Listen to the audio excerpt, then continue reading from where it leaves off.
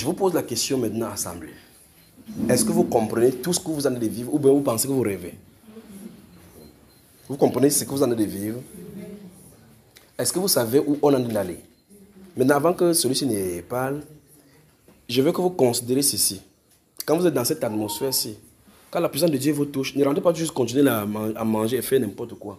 Dès que vous entrez sous la nuit, vous sortez, allez à la maison, même si vous finissez de manger, vous lavez, allez dans votre chambre. Restez toujours dans la communion avec lui parce qu'en fin de compte, vous êtes connecté avec le ciel. D'accord? Rentrez dans l'intimité. Maintenant, ça veut dire que votre intimité, votre relation avec le Seigneur est établie et plus rien ne peut plus empêcher. Amen. Rentrez maintenant, après avoir fait n'importe quoi vous faites à la maison normalement, reposez-vous et puis maintenant entrez dans l'intimité de vous avec le Seigneur. Prenez la parole, dites Seigneur, merci pour ce que tu as fait avec moi. Maintenant, je vais t'entendre. Vous allez être surpris par ce que le Seigneur va faire. Amen. Beaucoup d'entre vous, le Seigneur va entrer dans votre chambre pour s'asseoir à côté de vous. D'autres vont juste s'asseoir comme ça là.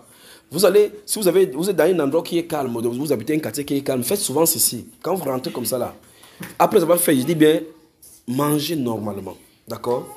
Remerciez le Seigneur devant votre repas, mangez. Lavez-vous, prenez votre Bible, lisez selon que le Seigneur vous dirige. Puis positionnez-vous là-bas, restez juste calme. Tu dis Seigneur, je m'attends à toi. Restez dans cette atmosphère-là jusqu'à ce que même si le sommeil vous prend, que ça vous prend comme ça là. Ne vous disloquez pas de cette façon. Ne faites pas que il faut qu'il rentre. Demain, il vient encore en assemblée pour vous connecter. Ne faites pas ça. D'accord? Cultivez ce rapport, ces relations. Tiens, tu viens? Viens encore alors, Ézéchiel.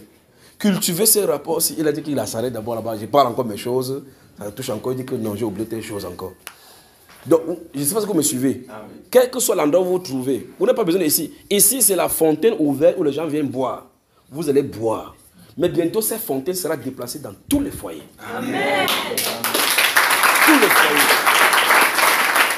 Dans tous les foyers.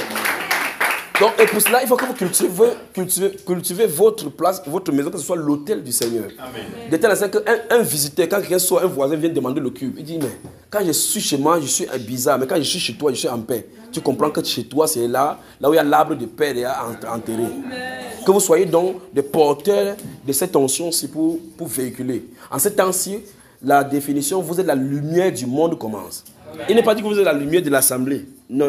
L'assemblée, c'est la lumière. Et quand c'est une torche, chacun vient allumer là-bas pour rentrer avec cela, pour allumer, commencer à allumer là-bas. Vous allez voir comment vous restez dans cette intimité. Dieu va vous envoyer quelqu'un chez vous qui est malade. Et puis vous priez, la personne va guérir. Ce n'est pas seulement ici. Non. Dieu va déplacer le foyer, dans vos foyers. Il va déplacer ça chez vous. D'accord? Donc prenez garde quand vous venez. Au fur et à mesure, vous donnez les recommandations concernant cette tension, c'est que Dieu en a donné, cette visitation sur la terre.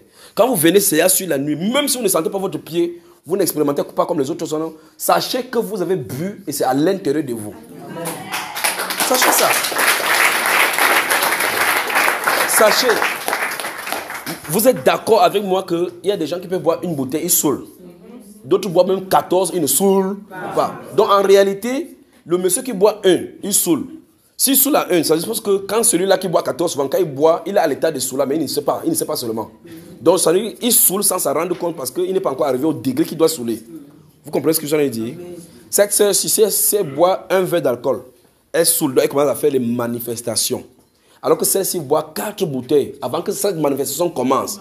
Donc ça veut dire que quand elle goûte elle goûte le nombre que celle-ci a goûté. Pendant que celle-ci est de saouler, ça ne lui fait absolument rien. Ça veut dire que son degré n'est pas ça, mais c'est derrière en elle. Amen. Vous m'avez bien suivi? Amen. Ça se trouve dans chacun de vous. Amen. Chacun. Et donc, d'autres personnes vont commencer, c'est quand ils seront à côté de leur lit. Quand ils seront prosternés, quand ils vont commencer à prier, ils vont voir le pied va faire pour dire le Seigneur que je suis là. L'autre va faire la main. Après, il va dire, mais qu'est-ce qui se passe ici? Ça ne quitte pas de quelque part pour venir sur toi, c'est déjà là. D'accord? Vous m'avez suivi, frère? Amen. Très bien, que Dieu vous bénisse. Oui, bon, Ézéchiel, tu voulais dire